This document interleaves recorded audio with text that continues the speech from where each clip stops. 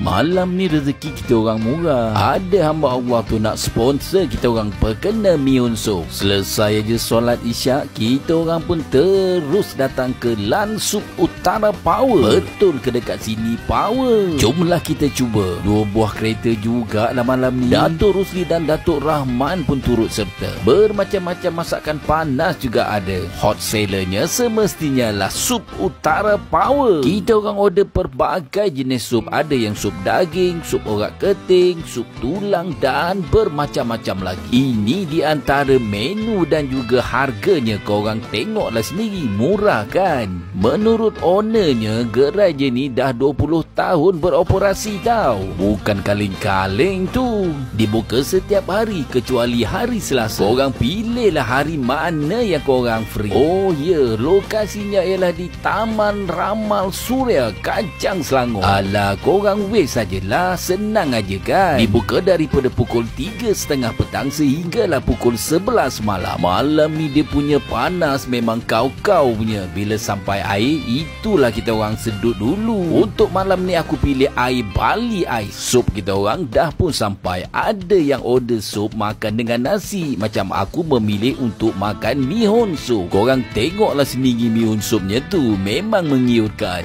Dah lah cuaca panas malam tu, kena pula dengan mihun sup panas, meleleh peluh. Kita mulakan dengan doa makan daripada Syafiq Spider. Perah dulu limau nipis, barulah kick. Masam-masam, lemak-lemak, masin-masin, semuanya ada. Aku ambil mihun sup daging campur urat keting. Mihun sup utara ni kalau tak kala kuning, bukan mihun sup utara lah namanya. Suapan pertama, memang mantap geng. Patutlah dia claim Sup Utara Power. Memang betul-betul power. Pada peminat-peminat mihun sup tu, aku sangat-sangat recommend korang datang dekat sini. Bawa family sekali, santai-santai sampai malam. Terima kasih sekali lagi kepada saudara Lan. Asam Boy dah sampai, korang bila lagi? Jemaah Masjid Prima Saujana pun dah sampai. Dijamin 100% memang power. Yang berdekatan apa tunggu lagi geng? Boleh terus.